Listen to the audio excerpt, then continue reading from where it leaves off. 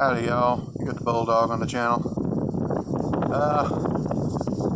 This is one of the big drawbacks, kind of being on call a lot. I'm on a service call at the moment.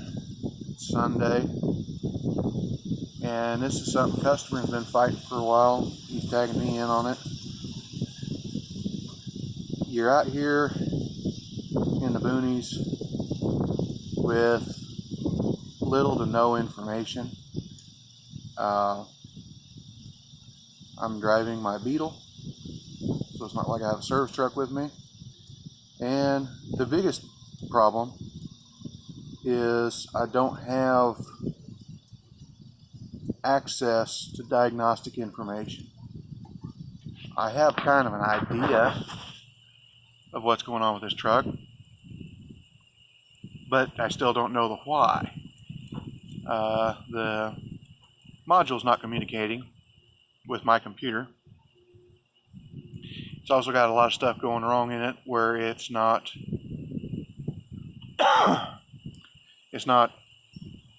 telling the individual parts to turn on. There's so much stuff going on. Could you check it one by one? Well, yeah, I do that. At home, I've got one I just checked one thing at a time. But that truck is nearly 20 years older than this one here.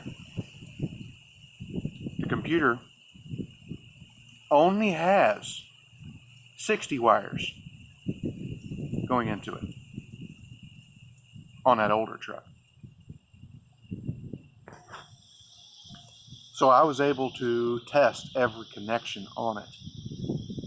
I was able to go through and I hate allergies. I was able to go through and test every single computer terminal to ground and list what it went to, and then I tested every single sensor that went through that computer to its own return. It has a common wire that goes to all of them, which is power. They call it signal return. And then you have the value that comes back. Like it'll put 5 volts to the sensor, and it gets 4.7 volts back, meaning, well, that sensor is reading this certain amount, and that's the logic of the computer. It figures out what the sensor's telling it by how much power comes back.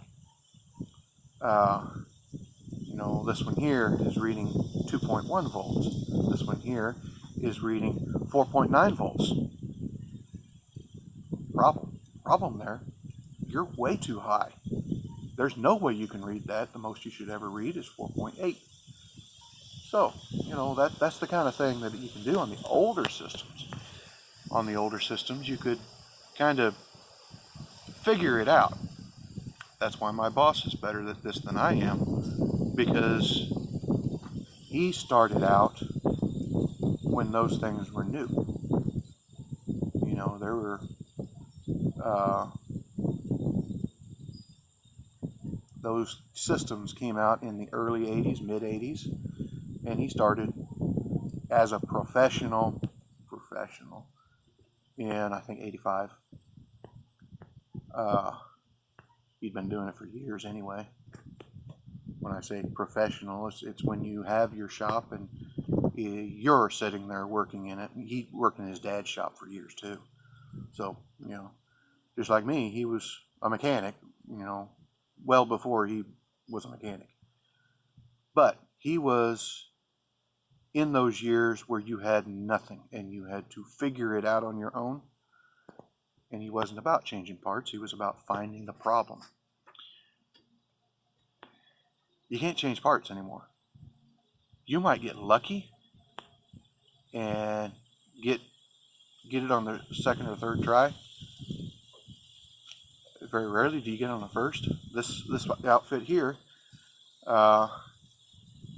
there was no reason for him to think there was anything else wrong, because I was 6 hours away when he called about it. And we kind of figured, well, you know, this part doesn't work. It was working and it quit. And everything else seemed to work. Okay. So he went ahead and replaced that part. Called me when I was on my way home yesterday. And yeah, you know, just that it should be doing this. Well, I don't know if you checked the power going to it or not. But still, I've never seen this particular symptom on this particular vehicle before, so wouldn't think that it it would have done this. They'd already worked on one of the obvious things before they ever called me, and well, he replaced the part, and it worked. It came on and ran, and the truck tried to start, and then died. And then the part does not work anymore, and the truck does not start. So he called me this morning. I come out here. I plug my computer in it, and it won't talk to the computer. I go into other systems, and I have not found another system that it wouldn't talk to, but the ECM, or the one that controls the engine, my computer won't talk to it. Everything external, I can check. Seems to be good. So now we're to that point of we've got to start checking the computer. The computer. I don't know how many wires go into it. Dozens and dozens and dozens and dozens and dozens. Like I said, 20 years ago, 60 wires. I think these have two 60-wire plugs or more. It's a mess. Trying to check it. And I had a book for that other truck. A paper book. Because that's all they had when that truck came out. It's in 1993. You didn't have a computer. I mean, most people didn't have a computer. It was way out of the norm to have somebody that had a computer, much less have a program on it that you could look up stuff and diagnose. It was still new when I went to school in '96 for these vehicles. They had systems, and they were all on DVD or CD-ROM, and you'd put the deal in there. You couldn't load it on a computer. It was too massive. You know, it was like 10 gigabytes of information, and the computer couldn't take it. Well, things have advanced from there. I had a book on this other truck, and I could open it up to the computer, and I'd test them, and I'd write down, you know, this one was shorted, this one was shorted, and this one read 0.02 ohms. This one read 0 resistance, and, you know, that kind of stuff. And I'd write it down, and I'd have the terminal, because I could keep track. There were a few enough terminals. Like I said, there was only 60. I could keep track of what terminal it was, and I'd write it down over here, what it was. Anything that either was a short, or if it had resistance, what resistance it was. And I did that to the ground, to all the other components. I did that signal return to all the other components. And I did that to power, to all the other components. To measure what was what and where. And I had the book in front of me with my geezers on, you know.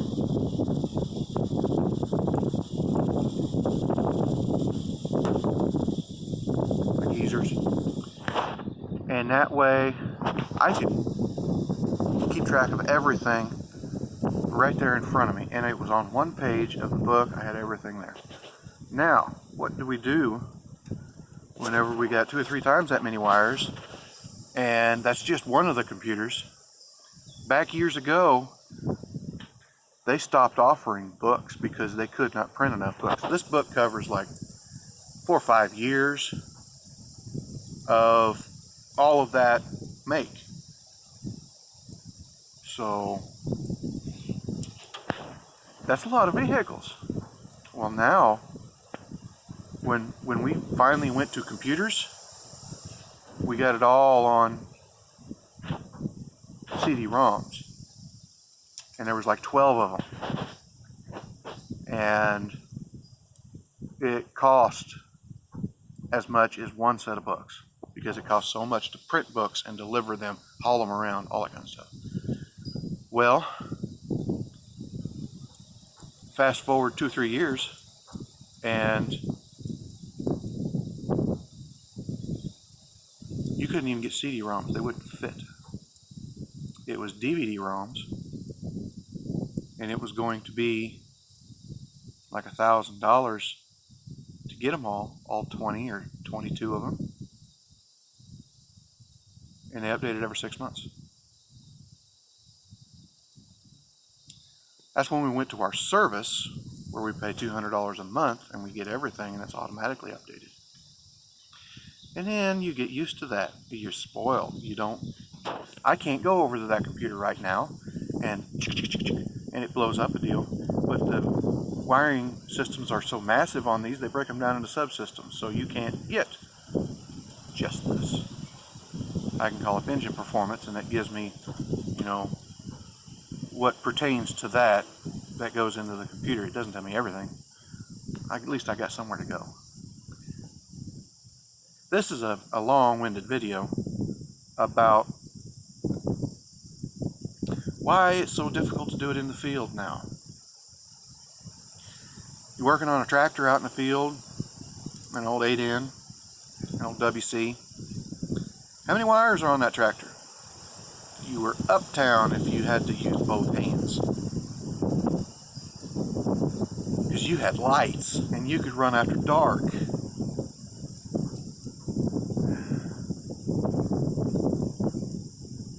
That's just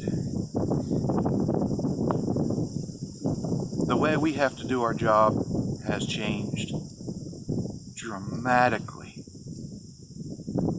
in just my kids' lifetime. Imagine how much it's changed in my own lifetime. That's something that I'd really appreciate people to think about whenever they ask why can't you just come by here and check it? If I have enough information to begin with, and my experience can tell me, yeah, I'll take this much.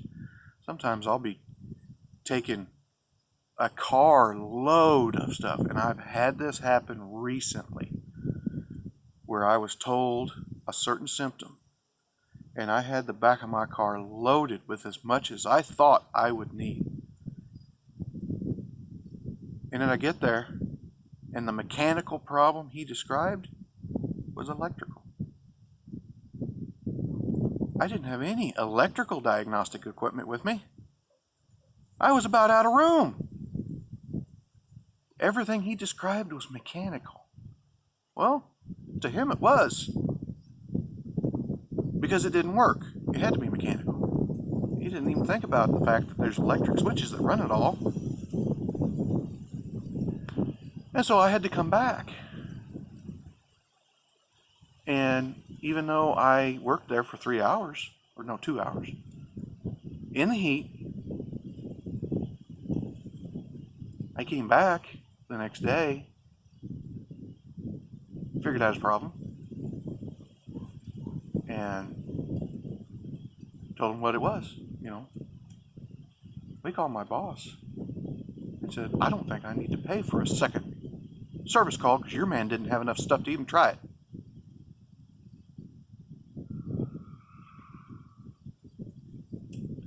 That's a hard rub the wrong way. It worked out, but that's still that grated on me pretty hard. I wasn't even going to charge him for the second service call. I was doing it as a favor. He didn't know that.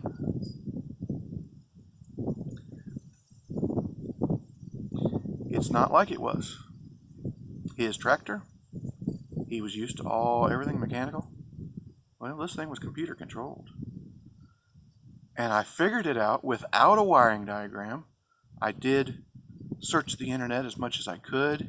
He had his book, but his book was an owner's manual, not a service manual. Big difference. They don't want the customer even touching them anymore. But I've talked long enough on this. I just wanted to bring this up, clarify it, just how difficult it is to work out in the field